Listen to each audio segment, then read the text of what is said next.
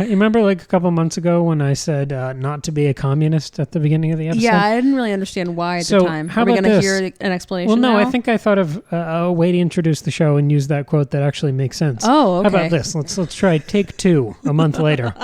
Not to be a communist, but the other day I seized the means of production. Did you? So you weren't here, and I was alone, and I was in need of a snack, and all we had left was those terrible little pretzel sticks that, like, when you buy them and you get home, they're already stale. Right. They're bad. The salt is wildly inconsistent. Sure. Tragic. But I've figured that you can liven up a mediocre pretzel with a good dip, and the healthiest dip is mustard. It's a 0-calorie snack. Are you about to tell me that you like grew your own mustard seeds and made your own mustard? Just about. It's just as homespun and impressive. Okay. Is it? I don't think it's going to be. So what did you do? We had normal yellow mustard. Did you make your own honey mustard? Did I beat you to it? I'm sorry. Did you actually do that? Yes. Don't we have honey mustard in the fridge? Yes, we do. But that wouldn't be very communist of me, would it? Yes, we did. But sometimes when I eat the honey mustard from the store and then I look at it in the ramekin, because I'm a big ramekin guy, Yep. then it kind of looks like plastic. Like it congeals back into a solid. Sorry, I'm still stuck on that wouldn't be very communist of me. Okay, So I didn't want to eat the plastic honey mustard. I wanted to make it, your own honey mustard. Farm to table honey mustard. Did you use the fancy honey we got from Colorado? No, of course not. I used the dollar honey from Target. So I used... That's not very communist of you. So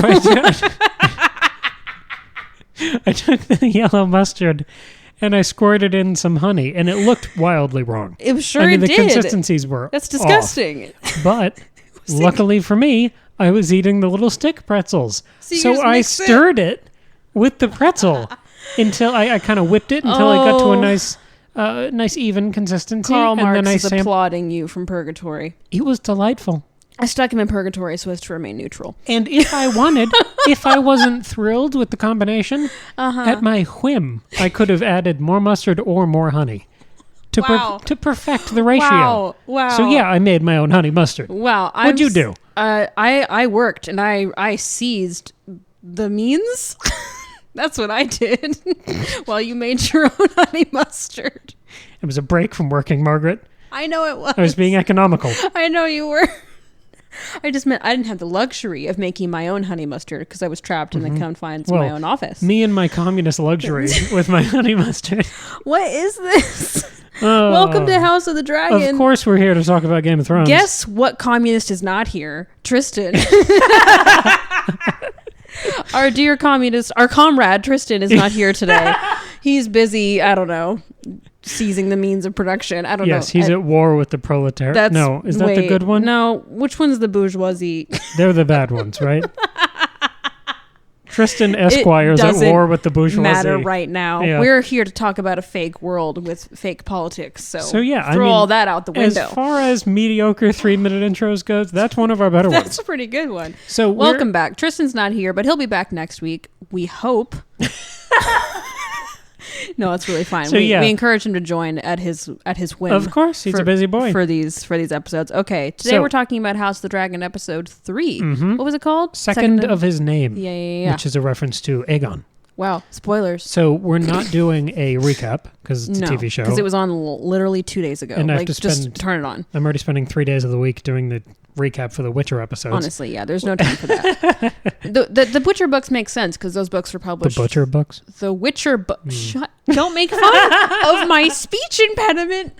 No, the Witcher books came out like 30 years ago, so makes sense. This show came out 2 days ago, so we're talking about it now. Now, if you're listening to this 3 years in the future, that's on you. 3 or 30. Either one. That's on you. Ooh. 30 years in the future. Wow. Imagine. Let's not. I don't want to imagine that. Where are you going with this? I'm going to climate change. I'm going to communism. So I know we were thrilled last week talking about that episode, and we loved the pilot. Yeah. But I think we both agreed the second episode was a step up from the pilot. It was.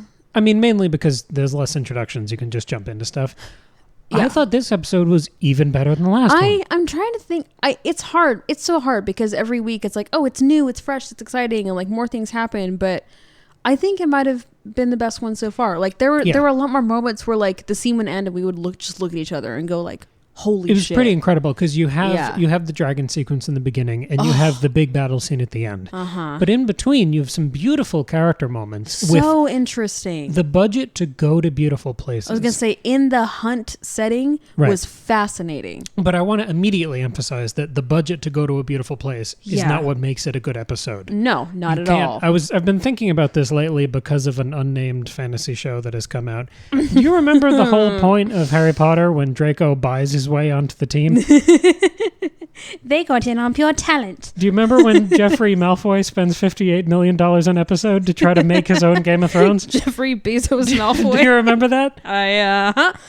Now, so like, to be fair, we have not watched it yet. No, we will. We will. So, and where will they hear our thoughts on that show, Cam? Substack. Second Breakfast Pod at Substack.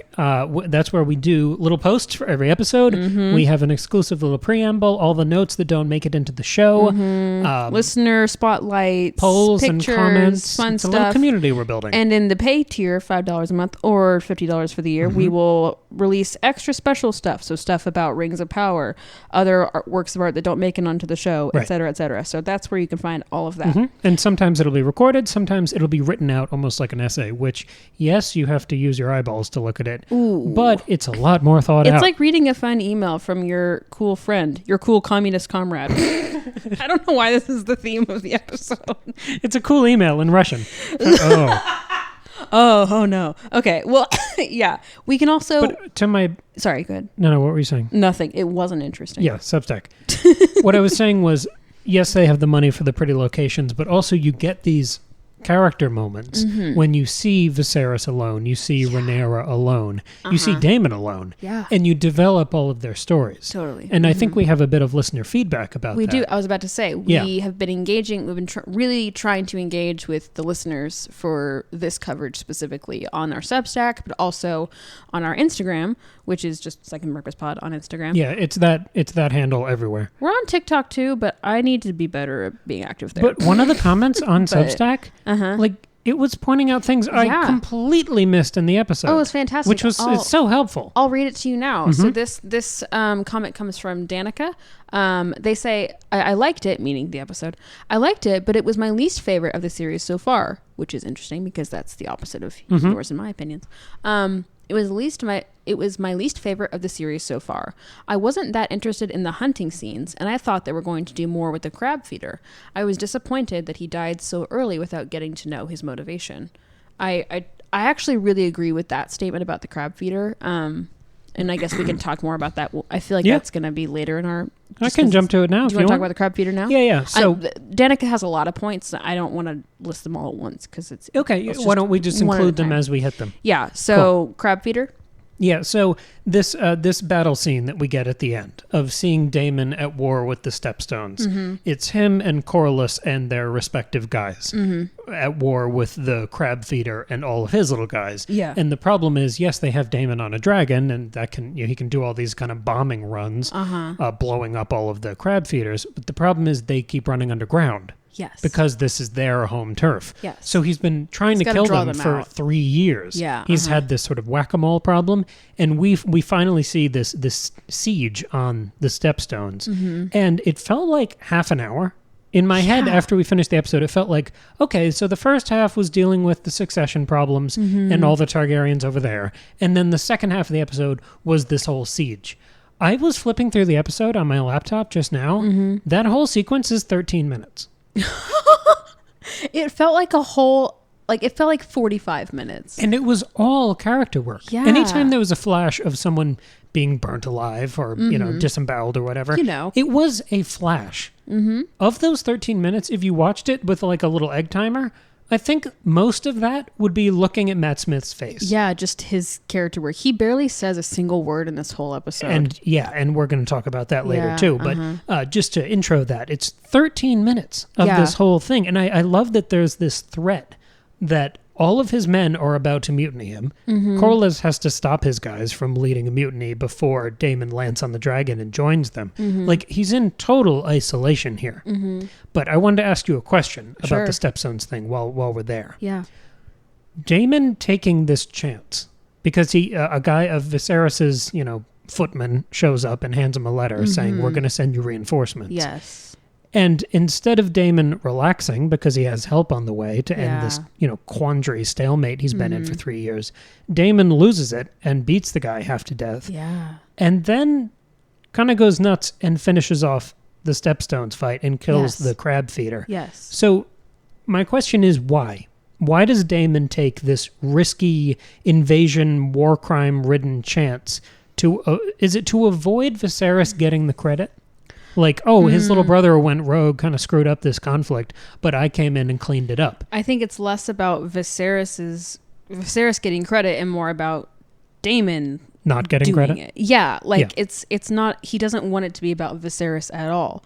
His whole problem was that Viserys betrayed him by not naming him as heir, by naming his daughter instead, and so he said, you don't trust me, fuck you, I am removing myself from this family, and he left. And he went off to do his own thing and prove himself maybe in his own way. He kind of tried to start his own thing by stealing the egg and marrying the woman, but that didn't work out very well. The second wife, yeah. Yeah, and so he's been trying to do his own thing and succeed in his own way, and it hasn't been working. And so Viserys trying to step in with this 3-year conflict to save the day is just the last straw for him. And he says, no, I'm going to solve this myself. It's like that stubborn, he's not a middle child, I presume. I don't think they have a younger sibling, but it feels like a middle child thing. It's the Versailles thing. It's the competition between brothers. It's the stubborn, no, I'm going to do this myself. I don't need your help. I don't want your help. Because I think the first blush reading of the situation is, he wants to get the credit and he doesn't want his brother to get the credit. And we have Viserys in this cross-cut scene saying that Daemon would rather die than ask for help. Exactly. Which is why he has to send help and offer it instead of waiting for Daemon to ask, even though we see Viserys earlier in the episode say Daemon's absolutely losing this conflict. Right, but then even sending the help is just an insult to him. Right. And I don't think it's even about wanting credit. I think it's just about wanting to have done it himself. He doesn't want anybody else to help him. Not about people knowing that he was helped, but he himself doesn't want to be helped, if that makes sense. Yeah, it's all about his own ego. It's a question of motivation. And I tried to game out another possibility. I want to know what you think of this. Okay. Maybe Daemon wanted to be in this conflict long enough, to be kind of losing long enough, that Viserys put aside his resentment for Daemon going rogue and undermining him and shit-talking his dead baby on the, all of that. Yeah. He wanted Viserys to put all of that aside to basically end their estrangement and send help. Daemon being in peril and Viserys sending guys to go help him, that is a stirring up of familial love that cuts through all of their recent disagreements. So now Daemon can return victorious, not needing help, but he can also return to a Viserys who is going to be a little warmer to him because he was just worried about him dying, to the point that he kind of broke ranks and sent help. Yeah. If Daemon could win this easily, it's not just that his brother sends him a letter and he gets really mad this time and then he smokes out the crab feeder. If Daemon could win this easily for the past 3 years, then I have to believe he would have. But the thing is that it wasn't easy. It was a really big risk, took a lot of luck, honestly, and quite a lot for this show, I think. Him not getting hit with him getting hit with one arrow in a non-fatal place is pretty, really? He got tagged with 3 arrows. Okay. I just mean, so, the risk he had to take and I don't think it's not an easy win. He had to really, really put himself, not just a soldier, himself at great risk and really had to go for it. And I think you only do that when you're desperate. And this last straw was the ultimate cause for desperation. But Daemon is an aspirational boy. We know he wants his claim to the throne to be respected. He wants to be king one day. But who's going to endorse you being king if it took you 3 years to stamp out some whack-a-mole problem in the Stepstones? Well, he didn't want it to take 3 years. What do you mean? But if the point is that he got extra desperate in this episode, he was there for 3 years. I feel like you'd get desperate after week 2. because that means you are not a strong force who can just go stamp out a problem. You're entering into this multi-year tit-for-tat little conflict that makes you no more efficient than anyone else in the realm, especially Viserys. Yeah, no, that's a good point. I mean, I think that's just part of that is a flaw of the structure of this show, is that we're time jumping quite a lot, and you have to show character moments in a way that makes sense with what you've seen on screen, but still convey that a lot has changed in the time that you missed, and it's kind of clunky. I don't know. Well, I don't even think it's a flaw. I think it's a provocation, because it's begging these questions. Yeah, I'm not mad about it. It just makes it's not what we're used to, and it can be difficult. But the way, the end of the episode where Daemon drags out the crab feeder's torso so as cool. like a little trophy, that I cannot believe that is just to show his men, look, I did it. That feels like something you bring home. Well, that feels like, again, it becomes personal for him by that point, because he has not been able to do it for 3 years. His big brother tried to come in and save the day, and he just lost it and didn't have to cut this man in half, but did it because he was so mad. But it feels like something he brings home and slaps down on the table during a council meeting to show, well, all these guys gave you their like pissy little opinions, and some of them defected and some of them married off their daughters to you and whatever. I went out and got something done. Well, yeah. And I'm bringing you back a head on a pike. Yes, right. I think that makes more sense than he was like trying to get his brother to be nice to him for 3 years. But I think there could be a strategy in waiting until Viserys bends and sends help, because that makes Viserys vulnerable. So it's on not an emotional about, level. I think I misunderstood your suggestion. It's not that Daemon was like failing on purpose so that Viserys would feel bad and be nice to him. It was more that he wanted Viserys to look weak. And so he like played this long game of... Well, I think once he realized he couldn't solve this problem in a week and then fly back, I think then he started to get tactical. He rethought it, yeah. And waiting for Viserys to bend. Because, I mean, if he exiled Daemon can't walk back in and say, hi, sorry about that. Like, the Kingsguard won't let him back in the city. Yeah, no, he's done, yeah. But... So he has to wait for Viserys to bend. And now he can come back as, like, a conquering hero. That makes sense, but still, when he's told that Viserys offered to bring aid, that anger is genuine. So it's not like, yes, this is how I planned it all along. You know? And you're right. I mean, it's not clear in either direction, but I figure gaming out both ways is going to help us understand the character. Oh yeah, no, you're right. Like, what are we to interpret, to go back to Danica's point, about the crab feeder storyline being wrapped up so quickly? To the point that the guy never spoke a word. Yeah, it was surprising because we were really not introduced to it until last episode. And even that was like an homage. It was like a tiny little hint. It felt like the tiniest provocation that's going to pay off in 2 seasons. Like the White Walkers. Exactly. I mean, we were thinking about them in those terms. So it didn't feel like something was going to wrap up next episode, and then it did. But the lesson, I think there are one of 2 options going from here. If we're wrapping this thing up in basically 1 episode of them mattering to the story. Mm-hmm. 1, it's not really about the crab feeders. This whole interlude has been about Daemon's rebellion. Yeah. And I mean, we need to see that. We need to see the thing that activates Daemon, instigates him to fly off into a war that he created, and then do a bunch of war crimes at the end. I mean, that thing of faking surrendering and then betraying them and killing them. I mean, we have the Geneva Convention to prevent things like that. There are rules of engagement. Right. I know those things don't exist in Westeros, but it's still a no-no. Yeah, there's you're not still supposed an etiquette. To. I mean, it's like when it's the Lannisters breaking etiquette or the Starks breaking etiquette. The fucking wedding. I don't know. Because if you dine with someone and they're in your roof, yes, they're supposed to be under your protection. Yes. Uh-huh. So there are those sort of rules of etiquette. So this is a no-no. So either we need to see a thing that will drive Daemon to go nuts when we can see the extent of his ambition and evil. Maybe that's the purpose they serve. Or, like you said, this idea of the crab feeders. I mean, we don't even know where they're from or what their whole thing is yet. We haven't met them as much as we've seen them. They're purely spectacle at this point. Maybe we meet them more later. As in, if Daemon does come to power, if we do see him on the throne eventually, we know at least one group in the world has a substantial vendetta against Daemon. Yeah. Or I'm wondering now if the hurried nature with which we dealt with the crab feeders, those dudes, was meant to be it's a signaling of this show is not about, it's not like Game of Thrones where it's about all that, like we talked about with the intro sequence last week. It's not about the expansive world and all the different factions and peoples and different players. This is about one family. It is insular and it is messy and it is isolated. So it's not about the crab feeders and versus the Targaryens versus the realm. Like it's about Daemon and it's about Viserys and it's about Rhaenyra. You know what I mean? Like I think it's kind of like the crab feeders are a big deal and they're a big threat and it's a 3-year conflict, but we don't spend a lot of time on it because that's not the point of the show. You know what I'm saying? Yeah, totally. A last note on the crab feeder thing. I was reminded of something we discussed in the first episode when Daemon sort of half cheated during that tournament. Yeah.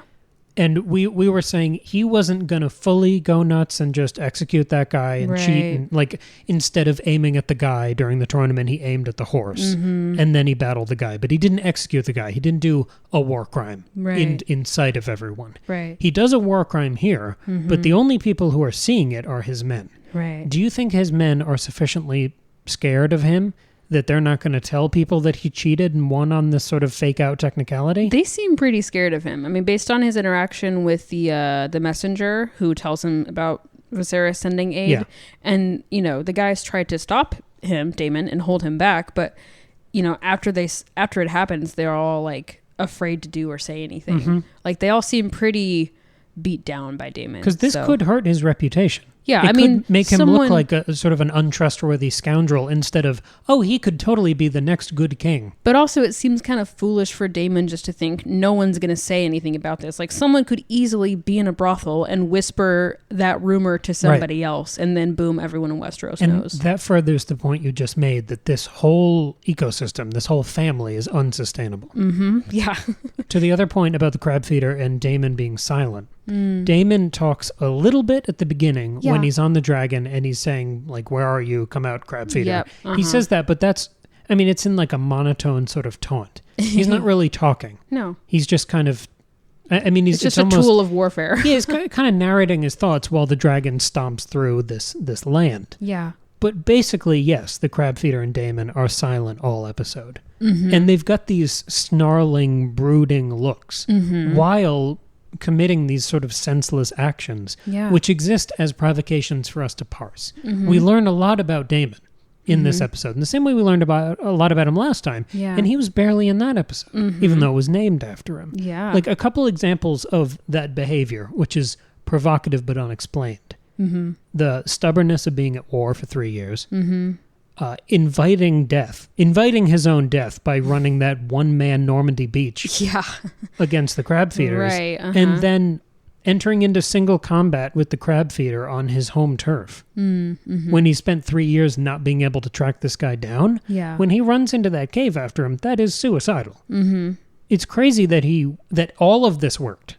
Yes, yeah. I mean, all of it could have fallen apart. Totally, yeah. And again, I really think that's why this is a like last ditch, like final straw. I have nothing to lose at this point, you know? So I think that's why he took such a big risk. But those two actions combined with his brutalizing of Viserys' messenger, bringing the happy news of reinforcements, I like that in a show that has to cut things down to the greatest hits of history, the most important and eventful things, and give us enough breadcrumbs so that when those things blow up, it makes sense. I like that the only times the story lingers on anything that wouldn't make a textbook is the ambiguity and horror and drama of Daemon. I feel like he's the most narrative part of this show. Yeah. Because most of what we see from Viserys it feels historical. Yeah. It feels like landmark moments or observations of a king's reign. But so much of Daemon is him recoiling and plotting and pulling back. And he's the most Game of Thrones part of the show. And I love that as a bridge. Yeah, me too. What do you think about the fact that we don't see him kill the crab feeder? It totally complements the fact that we don't see him much at all. Daemon, as much as he becomes the most memorable part of the show, he's elusive. As much as I've accidentally chosen him to be on the infographic of all of our episodes, he is such a continued presence and absence in this show that he becomes a specter through the whole series. Yeah. The last episode title was The Rogue Prince. Yeah. kind of hang above everything. Yeah, he does. Like, even when Rhaenyra and Viserys and Alicent are dealing with all their infighting, there's always the looming threat of Daemon and like the shadow that casts, and the way that just like destroyed the family. Right, and we know regardless of how this succession battle goes, the monkey wrench of Daemon is going to unseat whoever ends up on the throne after Viserys. Yeah. Whether it's Aegon or it's Rhaenyra. We know Daemon's the thing that is going to... He's the reason that this was recorded in the history books. Yes. I also think the choice to not show that specific kill is sort of not a slap in the face, but a little like pushback against the criticism of all of Game of Thrones that you see a lot, that it's just like excessive violence for violence sake. I've never understood that. People criticism. say about not only the violence, but also like all the nudity and sex. They say like it's just meant to be like over the top just for the sake of it. And I really disagree with that. Yeah, I've always thought that was asinine. I think anytime there's extreme violence or any like graphic sexual content in the show, it's really serving a purpose. It achieves world building. It tells you about characters. It helps move the plot along. Like, all of it is essential, I think. And so I think this is a way, like, just proves that, like, we didn't need to see the actual killing, so we didn't see it. We did see the nasty torso afterwards, which shows how violent and angry Daemon was, but we didn't need to actually see it. That's not the point of this scene. Also, what threatens the immersion you have in a story more? People pulling up the covers right under their neck every time they do anything sexual and just hiding and staring at the ceiling. My favorite is PG-13 rom-coms where the woman has the sheets pulled up over her chest as if she didn't just have sex with a man who saw her naked. Like, I saw a quote the other day. Like, why are you covering yourself? You're in bed. I saw a quote the other day from Oscar Isaac, who did that miniseries, Scenes from a Marriage with Jessica Chastain. Yeah, and they had this deal that they would have equal nudity in the show. Cool. And he was talking about people getting all dramatic about being nude in a project. And it's like, I never really thought about it because the way I've always had sex, people are naked. Exactly. Like, I don't think it disrupts anything in the show. Also, the violence happens. Yeah, right. Right. If you're showing battle and war and you don't show violence, then what is it? Exactly. Toothless and ineffectual. Exactly. And this is not a show for kids or families. Like, it's an adult show, so you could show all the blood and stuff. Anyway, but I thought that was an intentional creative choice. And I think that's the point, is that the creators of this show and Game of Thrones are intentional with the violence. It's and realism. Sex of the show. Need we return to the birthing scene from the pilot? Exactly. Realism in all its forms. What an introduction to like how brutal the world is. Right, but that brutality is also the way of the world. That doesn't feel over the top or exaggerated. It feels honest. Yeah, exactly. Another point from Danica that I think is a nice transition here. Danica says, I loved how you described the show as a history, the most important moments in the Targaryen house. That really helped me watch this episode and look for more of the little things. So that's just what you're talking about, of like this being, you having to skip over certain points in time, only focusing on the big like historical moments. And again, that's why I think that the chronological structure of this show of skipping big chunks of time makes sense here versus Game of Thrones, which was a deep dive into all of these characters over a much more relatively short period of time. It's interesting that this show is framed as a history, because if you buy Fire and Blood, the book it's based off of, you can see hundreds of years of Targaryen history. Yeah. But that's how the book is received. Yes. The show is received as a history, meaning it's a prequel to Game of Thrones.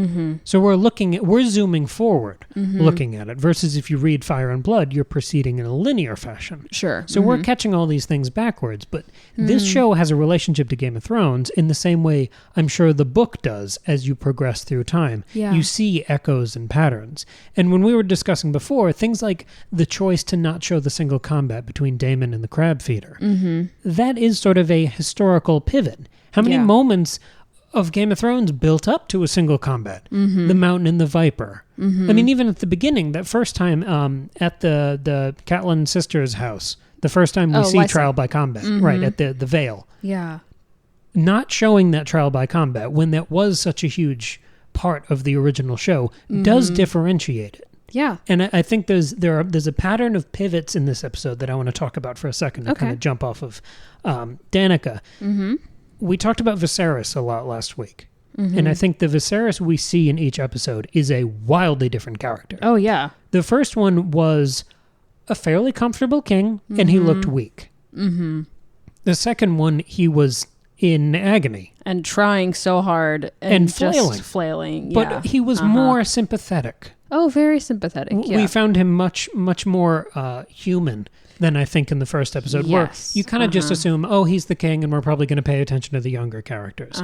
But he is very much a protagonist in this episode. Oh, yeah. And again, he's a completely new guy. He is older, he's slower, he looked heavier. It looked like they gave him some sort of like fat suit or something, because it was just, some sort of little his belly. Armor was bigger than it used to be. He's slowed down. Yes, he's absolutely slowed down. We don't know. We don't get to see those intimate moments of how the wounds are progressing. Right. It's almost like because he was so emotionally vulnerable in the second episode, that's when we get that intimacy with him, where we get to see him having his wounds dressed. Yeah, versus in this episode, he's on like public view for almost the whole episode. He is buttoned up. During the hunt. Even when he has a solo scene talking to Alicent, his wife, there's very little intimacy there. No. They're just kind of sitting in chairs next to each other. I mean, there's the scene where they're in front of the fire, where it's a bit more broken down and he's being a bit more vulnerable and honest. But it's still, you can still see such a weird relationship they have, because Alicent is so closed off. I mean, she's trying to help him and like be a good wife, but she's so closed off personally and like isn't giving him anything of herself. And if there's one thing we're used to from Game of Thrones, it's kings who are almost at the end of their reign. Game of Thrones was a bloodbath. We met a lot of kings right before they stopped being king. And so much of Viserys' presentation here and the pivots and echoes throughout this episode were comparisons to other kings. Notably Robert Baratheon. Of course, yeah. Who slowed down, got heavier, and then died around the events of a royal hunt. Yeah. And that is what this episode is. Yeah. But Robert's death was him being gored by a boar during a hunt. And this episode acknowledges that sort of parallel. Totally. Because it opens, after you see that almost cold open of the dragon combat, once we get to Viserys' plotline, it's this zooming in crane shot of the feast celebrating Aegon's second birthday. But the first thing you see as we zoom in over the feast table is a couple boar heads. Oh, great point. As the centerpiece. So we're foregrounding the comparison to Robert. This is a history. This does not exist in a vacuum. And everyone who's watching this show has seen Game of Thrones. Yeah. So they're not shying away from that. They're acknowledging it, and then they're going to tap dance in the other direction. Exactly. They're fully, I mean, it's the same throwing down the gauntlet, I accept your challenge, as reusing the original music. You are inviting the comparison, and you're promising that you will live up to it. Yeah. We see this like passing of the torch, where instead of Robert getting killed by the boar, we get to see Rhaenyra tear through that thing. Yeah. Oh, it's so... I have a lot... Okay. Well, I have a lot to say about all of the animal symbolism in here. But first, because you were talking about Viserys, Danica points out, did you notice that 2 of Viserys' fingers are now missing? I did not notice that. Me neither. That's what I was calling. That's why I was so happy with that comment. Yeah, so that's I wonder, is that just like an infection thing?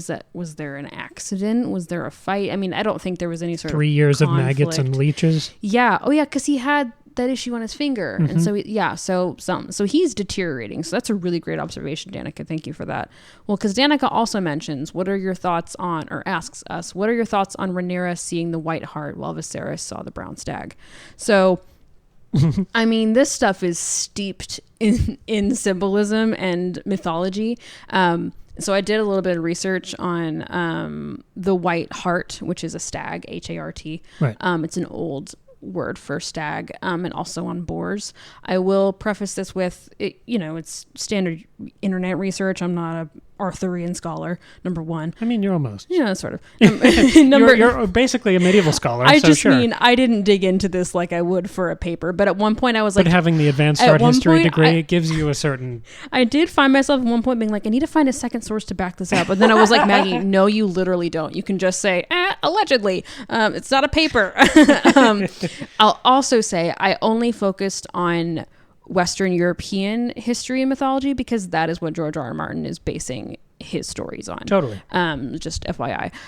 So the White Hart is really steeped in mythology and symbolism over time.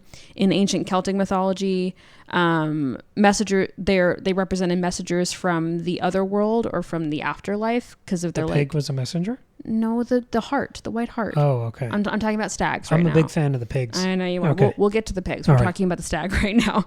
They're messengers from the other world because of like their ghostly appearance, or they will appear when one is transgressing a taboo or is breaking a law. It's a signal that someone has done something wrong.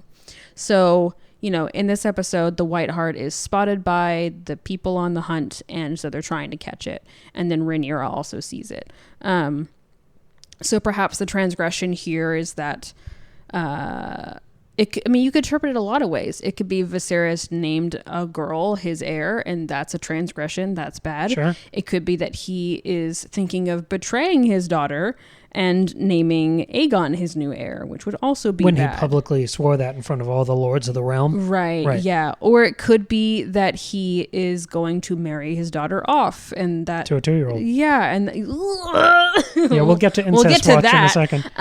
So again, all of the stuff I'm about to mention, none of it is like clear X equals Y. Like it's all very like, I don't know, but it's interesting to think about. In English folklore, so beyond the Celts, it is the White Hart is often associated with Herne the Hunter. So Herne, Herne, appears in The Merry Wives of Windsor, which I haven't read, but apparently shows up there. Thanks, good old Willie Shakes. But so Herne the Hunter is like this ghost who appears in Windsor Forest, and he often appears in the form of a stag, or at least has the antlers of a stag. It's said that he was invented to scare like children into obedience, which is interesting when you think about Viserys not being able to control his daughter or get her to do what he wants her to do. And he screams that during this episode. Exactly. So that's something. There's a 1792 version of the story where it's this ghost of a man who, having committed some great offense for which he feared to lose his situation and fall into disgrace, was induced to hang himself on this tree. So I don't know if because we've talked about how we don't think Viserys is going to survive this season. Last week we debated whether or not he's going to survive the time jump. Literally. So, is he going? At first I thought he was going to die from some kind of illness or some kind of conflict, but I wonder if he will die at his own hand. I don't know. That's interesting to think about. I have something on that. Sure. So yeah, this is like a mild, it's still connected to what you're saying. That's fine. Go for it. So this, I think the most compelling, this is a part of history that we have to include in this episode, is where Viserys, and I mean the episode of the TV, not the podcast. Yeah, it's very confusing. When Viserys is talking to Rhaenyra and he says, "Oh no, yeah, I may have wavered for a second, but I'm staring at you right in the eyes and I'm telling you, you are my heir and you will continue to be my heir." Mm-hmm. And my question was, okay, but this is a Targaryen civil war. Mm-hmm. So what goes sideways? Right. The answer will be Daemon, but for right now, we don't know. Right. And we see the seeds of what is going to ruin that plan. Mm-hmm. It's either the High Towers, because we see Alicent talking to her dad, who set up this entire... They are trying so hard to get him to name Aegon. Mm-hmm. Right. So it's either the High Towers go all in on young Aegon when he comes of age, and then Viserys dies, and they try to just swoop in and do a coup at that point. Yeah, or kill Rhaenyra or something. But either way, this whole Targaryen civil war, this thing that's coming, will happen when Viserys dies. Viserys will either be murdered, like you just said, he could kill himself, or there could be some natural death brewing. We have the infection from all of these injuries. The fingers are gone. Right. We see him, he's like a fully fledged alcoholic in this episode. Yeah, it's not good. So he's absolutely deteriorating. But I agree that is, if it's not the inciting incident, it's the next one. Mm-hmm. Right. that's a really great point. There's something going on. Also important to think about, horns, especially to an Elizabethan audience, can symbolize a cuckold, somebody who's been cheated on. So interesting. Maybe Alicent is going to be unfaithful.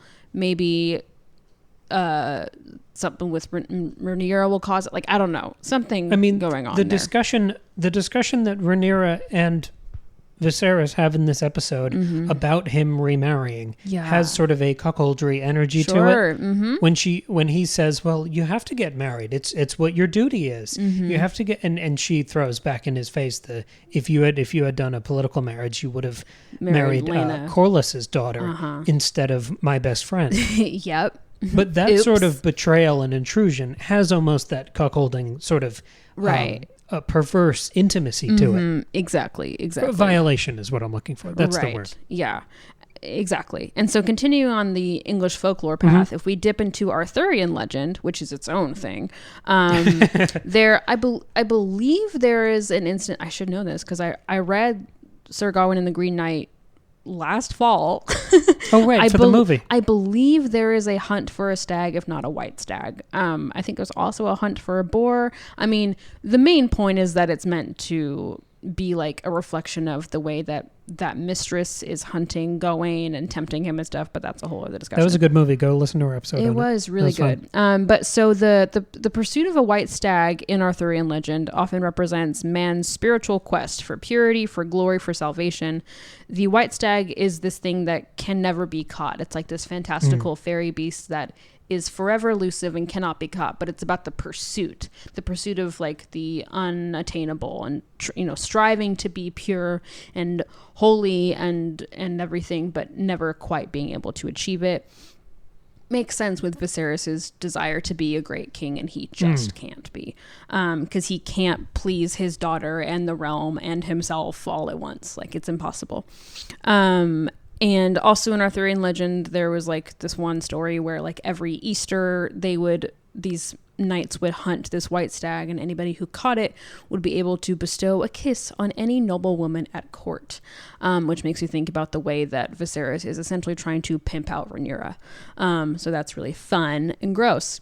In Arthurian legend, the White Hart could also signal a coming change or magical event. I mean, that makes sense. We're about to experience a big change, I assume, with Viserys dying, with Daemon coming in, with Rhaenyra rebel. Someone's got to be king. There's some big thing coming. It's very clear. So there's that. And also in Arthurian legend, the White Hart signaled the beginning of Arthur's reign. So I wonder if that is the fact that Viserys never sees the White Hart, at least we don't see him see it, but Rhaenyra does see it, could tell us that it is signaling the start of her reign as queen. In the same way her killing the boar is an omen in its comparison to Robert Baratheon. Yes. Her getting that little spiritual endorsement of the happy omen coming to visit her. Yeah, that's what I had in my notes that you just kind of pivoted off for all that historical stuff. Sure. Was these sort of twin omens that are coming back. One from the history of this show and Game of Thrones, and the other from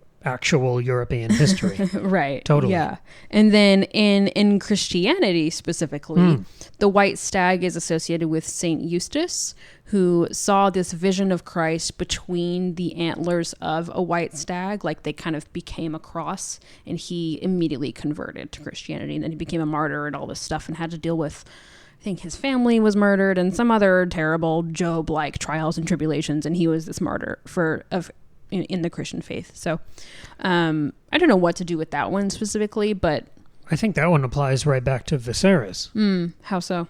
Well, I mean, it starts off as another Robert comparison where we don't see Robert actually hunting the boar. No. We just kind of hear news of him dying. Yeah. In the same way, this whole episode of House of the Dragon is supposed to be about Viserys doing this royal hunt to celebrate his birthday. Yeah, and he's supposed to kill the big bad monster because he's the king and he's supposed to. But we don't ever actually see him hunting the thing. No, we just see him at the end when they've caught a different animal. But even then, he doesn't run up like Gaston from Beauty and the Beast and shoot it in the head. He hobbles hungover towards it. But he's also... So this is another distinction from Robert Baratheon. Okay. He is embarrassed. Yes. Viserys is at least embarrassed that he's not doing any of the actual hunting. Yeah, Robert didn't give a shit. He was content. He just wanted the headline. Yes, he was content to drink himself silly until they caught the thing, and then he could kill it at the end. And boom, I did it! Yay, I'm the king! He didn't care. But Viserys is embarrassed that this thing is tied down by 6 other guys. It's an emasculation for him to come in and get this kill that he did not earn. Right. He is continually frustrated by and held back by and humiliated by his crown. But the way, you know what I mean? Yeah, and the first stab that he gives the thing, which is pathetic. Doesn't even, It's almost, I mean, it's like Eustace you were describing of him seeing this thing that overwhelms, dazzles, and changes him. Viserys sees this thing tied up that he could not take at this point in his life in like if he was hunting it alone. And it's not even the white stag, because like they show up, they're like, we caught it, and he gets there, and they're like, it's not a white stag, but he's a big fella or something like that. And he's like, really? I get like the B team version, and he can barely even stab it the first time. He gets the store brand. He knows he has to kill it. He has to stab it again to kill it. Yeah, and he doesn't. He waits, and the screams that come from the animal it's awful. Are very much Viserys' screams. Totally. His agony. I mean, the metaphor sort of comes to life where he's sort of strapped down by a bunch of other guys, going through the motions, not feeling any glory, not accomplishing anything or having any new achievements. Right. And then when he finally puts it out of his misery, he's just going back into this rote machine of the monarchy. Well, and did you also think about he stabbed it with the spear crafted and made by and given by the Lannisters. It's not even his own spear. Right. It's not even his own. It's like it's everyone doing everything for him and just emasculating him left, right, and center. And it's really sad. Right. And it's the spear of a guy who he's been debating, like, can I sell my daughter off to this guy? My daughter who was my only living family who I then alienated. Yeah. Yeah. So it's this symbol of how he's ruined himself. And he just goes through the motions and bows his head. The other thing about that spear, which is presented by the new Lannister that we meet here, I forget his first name. It's some like normal sounding name. He gives like a big gold spear to Viserys as sort of tribute. But the thing is, in so many shots of this episode, it's discussed, it's present in so much of this episode. Yes, thank you. Jason Lannister. The spear is such a thing here. Yeah. In a show that is so cursory in so many of its details and events and settings. I mean, we got 2 shots of Dragonstone and moved on. We see the spear for like 8 minutes of the episode. 13 was the big fight at the end. Yeah. I feel like this is the new Joffrey's crossbow. Sure. Where this thing will come back. And every time you get a memorable weapon in Game of Thrones, the next time it comes back, it's in a less happy context. Well, and a spear is a very like phallic symbolic weapon to choose. Like, it's not a sword, which is phallic in its own way, but a spear literally just penetrates. That's all it does. Right. And that makes sense with, I'm going to give you this weapon in the hopes of marrying your daughter. Yes. That makes sense. Yes. But the spear is also a weapon you can use without being particularly physically fit. Yeah. It's from a distance. It's already sharp and deadly. Weapon. So as Viserys deteriorates, as these other people get wounded and come back in as threats to the crown, I feel like we have to see this spear again. Oh, yeah. Well, and we also have seen Daemon use a different kind of spear, a jousting spear, but we saw him use one really effectively in the first episode. So again, that contrast between the brothers is really stark. We were talking about Viserys' evolution and comparing it to other kings, mostly Robert, but also the possible future leadership of Rhaenyra, as she got this new the boar comparison. Comparing him to Daemon, another sort of potential king, in the same way we get no shot in this episode of Viserys in single combat with the White Hart, we don't get to see Daemon in single combat with the crab feeder. Oh, very true. It's the brothers running in parallel. That's really great. Because they're not on screen together much. No, but their stories, not at all in this episode. Right, but their stories kind of move at a similar pace. Interesting. I like that. Like, they also both have multiple kind of compounding injuries. Viserys has been injured 2 or 3 times by the Iron Throne. We're seeing those festering. Daemon takes 2 or 3 arrows during this episode. I mean, we see them land, one in the ankle, one in the chest. We know what medieval medicine is like right now. We saw the leeches in the last episode. And the C-section that is deadly. Yeah. So these brothers could both be festering as their family is corrupted and falling apart. Wow. Like, they're both on their way out.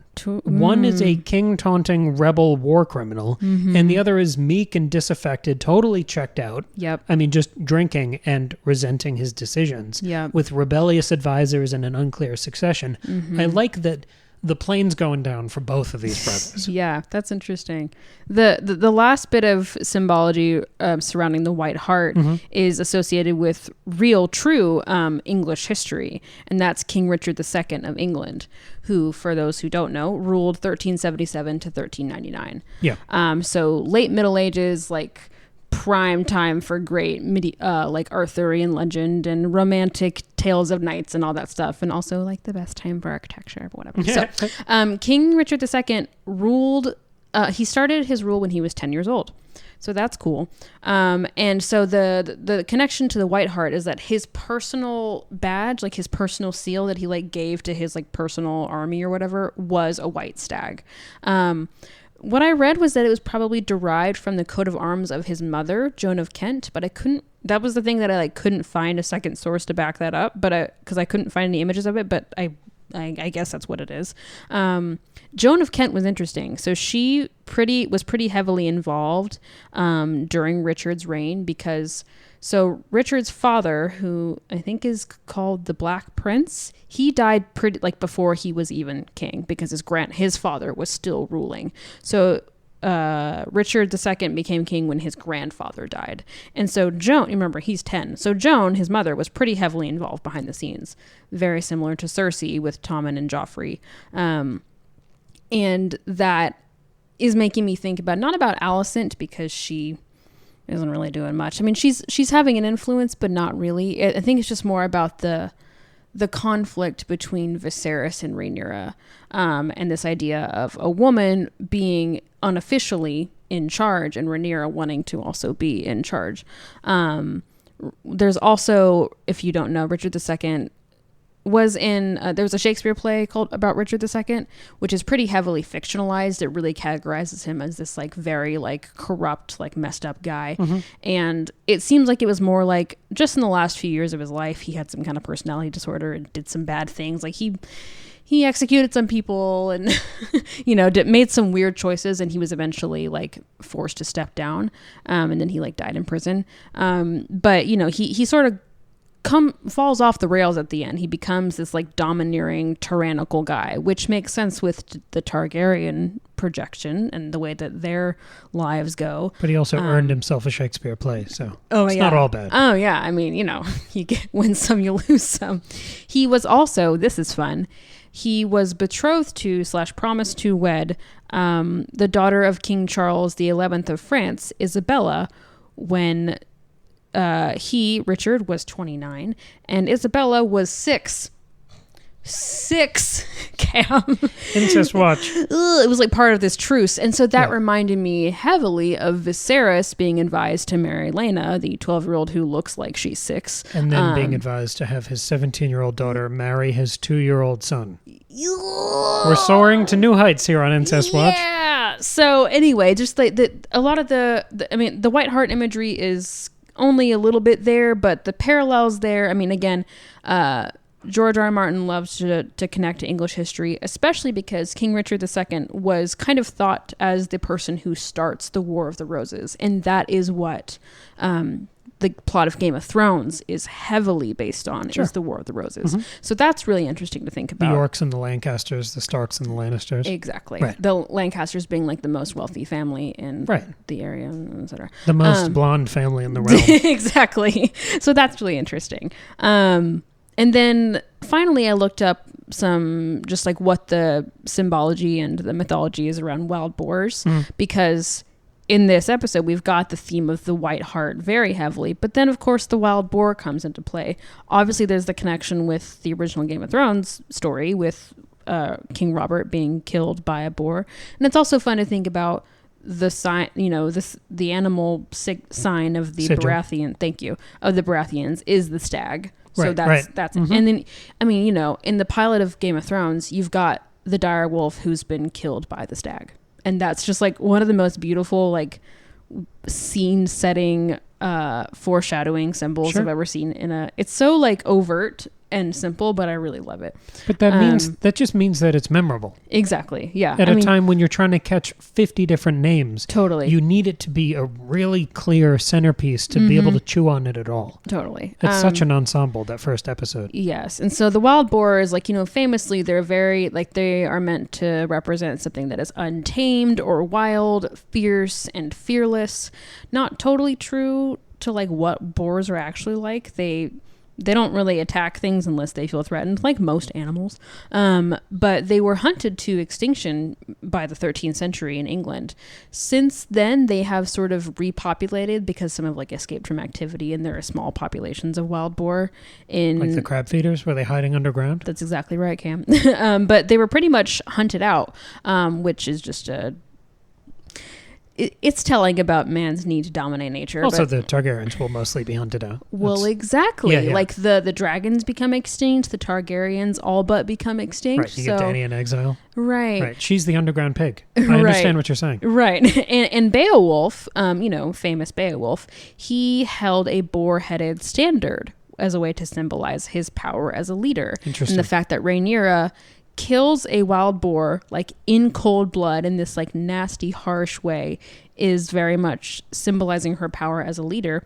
And when she walks back into the camp with the pig's blood all over her, after having just seen the white stag, the thing that symbolizes the start of a monarch's reign and the sign of things that are changing, things that are peace, usually big things that are happening, right? She's walking into this camp covered in blood, having successfully killed something basically by herself. I mean, she had the help of, what's his name? Kristen Cole? Yes. She had his help, but, versus King Viserys, who had to be, strapped in and water-winged and given all of the, what's that called? Accommodations to get this stag. It wasn't even the right stag, so just the contrast is heavy. But also that idea of coming back in spattered in blood, having gotten shit done. Mm-hmm. That's how I'm picturing Daemon walking back into court. Well, he is also covered in blood. Right, that's what I'm saying. Dragging the crab feeder's torso behind him. And so having these this dual iconography, this imagery of these two Targaryens speaking the same language, covered in blood. Yes. Facing their foes head on and just going for it, versus Viserys, who can barely drink a glass of wine without falling over. Right. It's really interesting. It feeds more of those comparisons to future kings. Yeah. And we get a couple more through the episode. We get Viserys. We skip his wedding to Alicent. I know. We had speculated about the wedding and what's going to happen, and we just don't even see it. But I wrote this in the Instagram poll. I was writing down a couple quick things of what do you think is going to happen in the next episode. Sort of half jokingly, I said the next red wedding at Viserys' wedding. Yeah. That is a pivot away from expectation and history and the lore of this series. Everyone is expecting a big wedding after the weddings of Robb, King of the North, and Joffrey, who was also king briefly. They both had very eventful weddings. Oh, yeah. So to skip this wedding entirely and jump ahead a few years with no major drama is another great way of embracing the history of this show, but never leaning into tropes or expectations. Look at the new Star Wars movies. The idea of callbacks and retreads being the thing that gets audiences to cheer. The confidence in storytelling here of zooming past the expected drama. Yeah, and saying, we know what you're expecting, and we are going to give you something that is still incredibly satisfying and interesting, but is different. If you've been following our journey through the Witcher books, this is very much a Sebkovsky pattern of curveballs. Totally. Where he constructs a restless narrative without patterns or expectations. He will always zig in a direction you didn't anticipate, but it's never in an unsatisfying, cheap, fake out, winning on a technicality sort of way. Right. And if this show feels like a greatest hits of historical events, it has that confidence and efficiency of storytelling that it's almost the opposite of a director's cut. Where it's like we said about the pilot, there's no fat on this story. No, not at all. And they even trim what we would call fan service of playing the hits, having foreboding cello music and all these worried shots through a wedding, and then it being a fake out. You just get that entirely and move on and do your own thing. It's remarkably confident storytelling. Right, it's having all the flashbacks and the hints at things you've seen in Game of Thrones, like a hunt with a king and a wild boar and like the wedding and stuff, but doing it in an unexpected way and making it its own story. And it gives you new things to talk about. Like I knew you were going to jump into the history of the White Hart, the boar, and get into the real symbology there. I have surface level weird ideas. That's all I bring to the show. They're not surface level. They go incredibly in depth. All I got, but I have other things. I have 2 lines on the White Hart. Great. I only understood that appearance as an echo of the smoldering banner in the opening shot of the show. During that cold open, you see this thing that kind of, I mean, it's some sort of four-legged thing with antlers, and it's the standard is burning. And then you zoom out and you see the dragon and all of that. The misery of that opening shot. Very cool. I saw the White Hart as a counterpart to that. Sure, yeah. And the white standard that Daemon flies when he's surrendering or pretending to surrender to the crab feeder. Yeah, it introduces this pattern of echoes throughout this episode where you have the White Hart, and that's sort of, to use our Tolkien language, sort of a reverse echo of what we see with the burning standard of a deer. When we see that soldier at the beginning, the crab feeder walks up and like nails his hand through a board. Yeah. We get sort of a stigmata scene for this random soldier. Yeah. And then he's killed by a dragon landing on him. In a totally different context, it's a wonderful echo of Viserys' first stab at the end of the royal hunt, which is just pain and punishment. It only results in the thing screaming, and it would take forever for it to die. Yeah. And then we get that flat, booming kill shot of him. That's a really great gutting point. him the second time. That's really great. In both interactions, dragons come out on top. That's what they want us to pay attention to. Yeah, well, exactly. If you don't know any of that history or mythology, you can still pull so much out of this. That's why this universe is so good.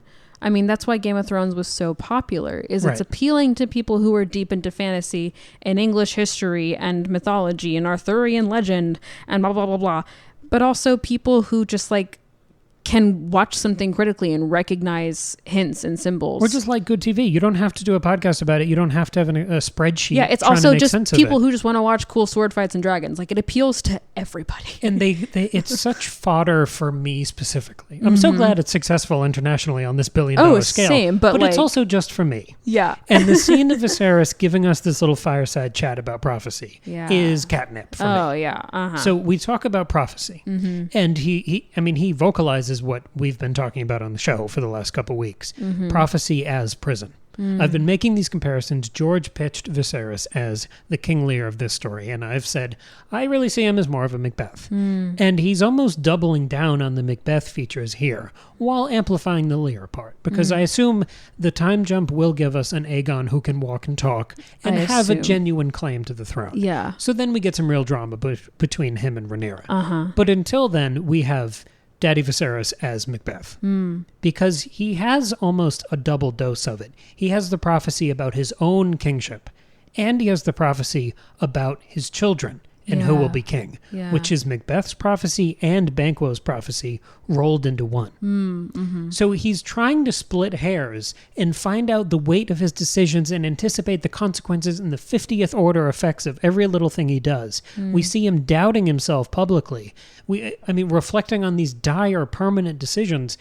He doesn't seem as happy with Alicent as he did last episode. No, they seem pretty distant from each other. They're just vaguely married They're now. a little soured. And he's seen the repercussion of that on his relationship with Rhaenyra. Yeah. At one point, he just looks at Alicent and yells, like, what is the power of prophecy? And this is the thing that drives Macbeth nuts in the play. Yeah. To bring in the third Macbeth play we've talked, fourth, because you mentioned Mary Wives of Windsor. You want to say that again? No. So that's the fourth one we've pulled into this discussion. He's seen the future during this dream that he's had that he recounts to Alicent, but he's not sure if that is set in stone. It's this relationship with destiny and fate and the future. Is the future totally set in stone?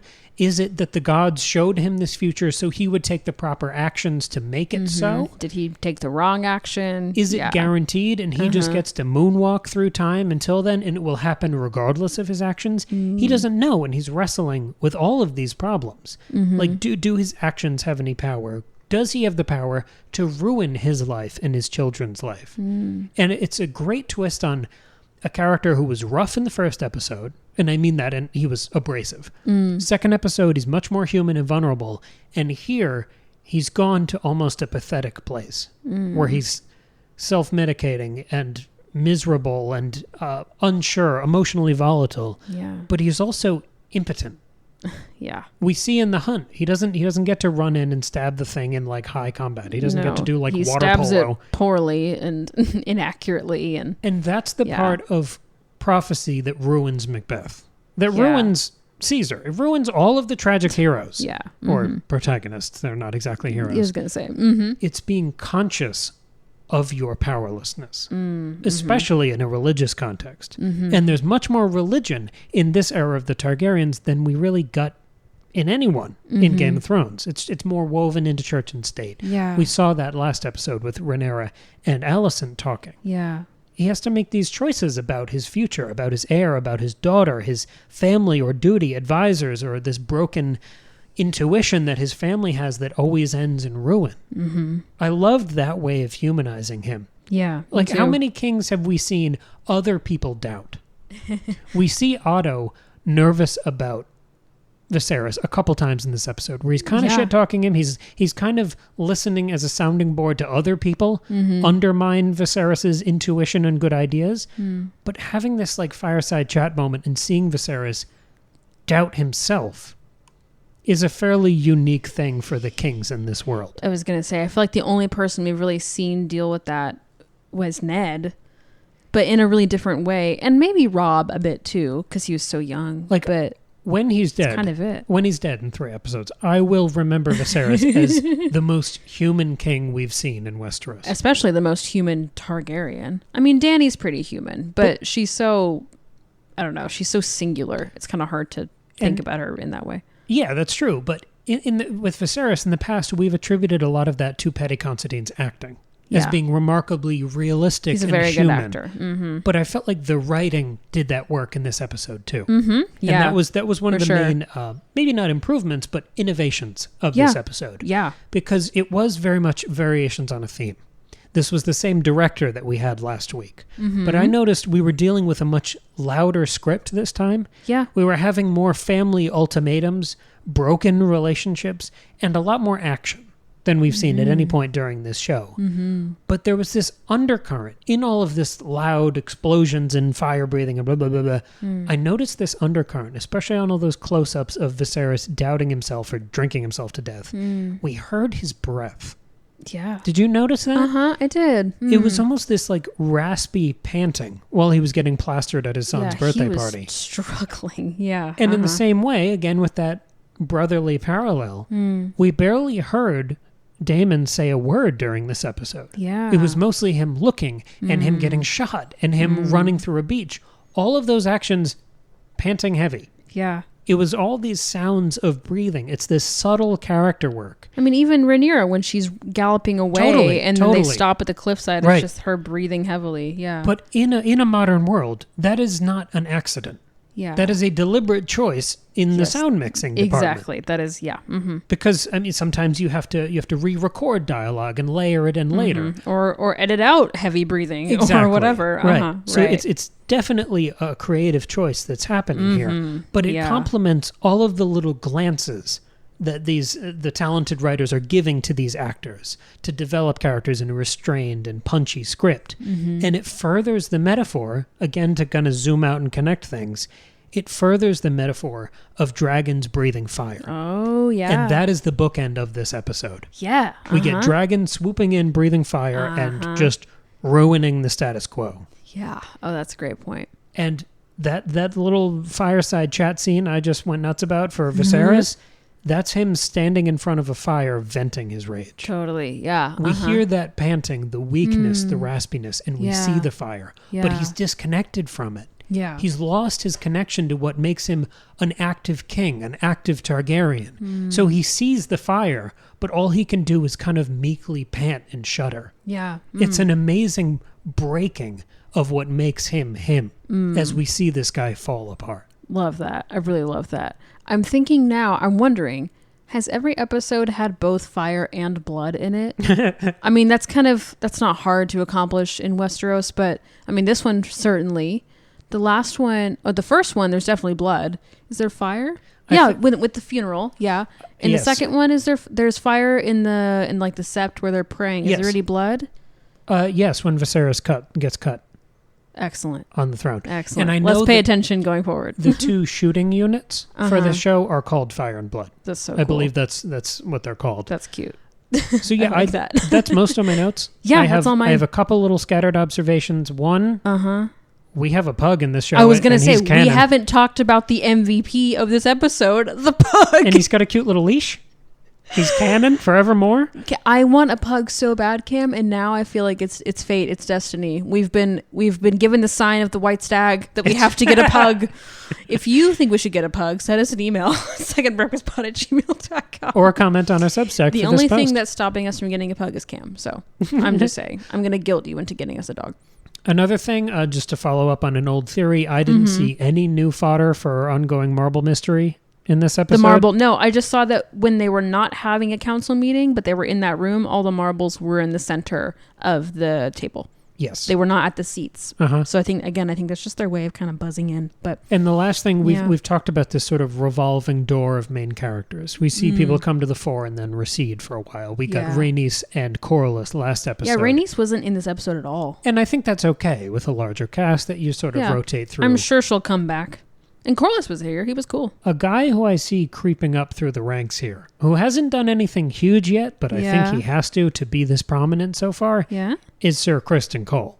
Oh, yeah. He and Rhaenyra are gonna... He's very familiar with Rhaenyra. Oh, yeah. And Viserys keeps being like, I want you to marry for love. And she's like, okay. But I still think she's going to end up with Daemon, one way or another. Which makes... You think so? Oh, absolutely. 100%. They have the same brain. Oh, yeah. I could see it. When Viserys makes Especially when the time jump happens and she's not a child anymore. When Viserys makes that joke during this episode of, if I had told Rhaenyra she couldn't marry a Lannister, she'd already be married to him. There's nothing that will upset him more than her eloping with her uncle. Oh, yeah. As strange as that is to say. Oh, that's going to be fun. Can't wait for that. But that means that Criston Cole, yes, he could be some sort of fling before then. Or he's primed for a betrayal. Because he's one of the only people she trusts. And if she's going to end up being in sort of a kingly role, she needs some trusted advisors. Totally. And who does she have? She can't trust Daemon. Well, and he's on the Kingsguard, so it's his job to keep her alive. The pilot made me think it was eventually going to be Graham McTavish's character, Harold Westerling. He wasn't even in this episode. He was. He just didn't talk. Oh, okay. I didn't see him. He's been in both of the last two. He talked a little in the last one when they were interviewing people like Criston Cole. I remember that, yeah. But this one, he was present through the episode but didn't talk. I was hoping that he wasn't just like gone. I was nervous for a second. But those are the two guys on deck who I want to see more from. And I think we have to. Yeah. No, Criston Cole, they are definitely setting him up as somebody who's going to matter and do something. So I'm excited for that. The last thing was just sort of an update. Last week we talked about the choice to use the music again and sort of the implications of that. But on a more surface level, it just made me happy. I know. I was locked in. I was ready to go. I was settled in. I was like, okay, there was perfect. no cold open. No. The episode began with that intro sequence. It was cozy. I felt home. I mean, we were both thrilled on the couch. And the thing that I noticed was it wasn't that cheap thing of, oh, it's more of what I like. It wasn't seeing an opening crawl in a new Star Wars movie and just praying that it's good. It's still, this opening sequence still felt special. It did. These 3 episodes have been remarkable. They've been, it is like the highlight of my week every week is watching this show. We've been waiting for this. We knew they were going to do something with it. It was simply too big for HBO to not continue with. Yeah. But that doesn't always mean great things for a franchise. Right. We've been anticipating this thing for years. I cannot believe how good it is. I know. I'm so happy. Good. Me too. I'm really enjoying it. And I'm, seeing a couple of small criticisms of it, and I understand, but overall, it is top tier television. Oh yeah, I am locked in. Me too. I am bought in. I am all set. Cool. I can't wait for next week. All right, so check out. We'll be back for the Witcher episode on Friday.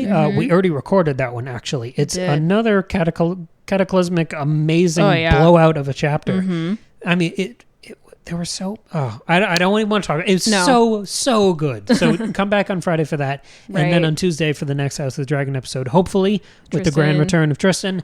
Also, today, this episode comes out, is Cam's birthday. Oh, yeah. Happy birthday to me. Thank you. You're finally... No. I've been sitting on a weird, joke.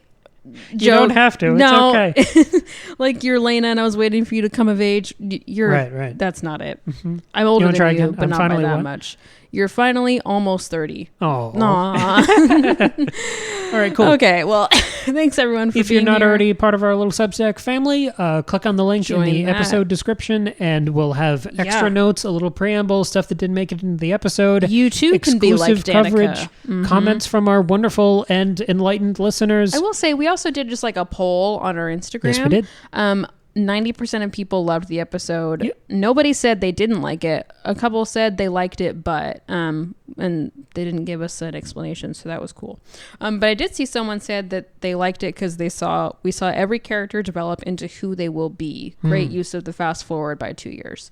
I thought that was an interesting way to describe it. That comes from Elijah. So it also sort of kicks my ass because I spent last week predicting a disastrous wedding, and then they just happily skipped through a couple of years. Yep. Now I'm expecting that in every episode. Yeah. I'm not really expecting any like sequel episodes.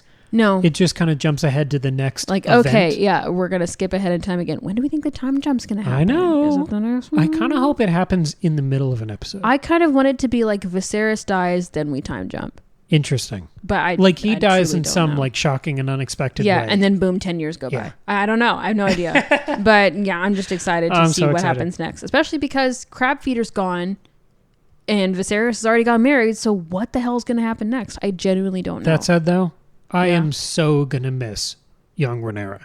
I know. She's the actress so is Millie good. Alcock. She is incredible. She's so good. And I've heard that Emma Darcy is fantastic and good for her. I'm so excited to see her. Sorry, good for them. I'm really excited to see them. But I'm going to miss... totally. Me too. Millie Alcock? Mm-hmm. Yeah, anyway. Who's Australian?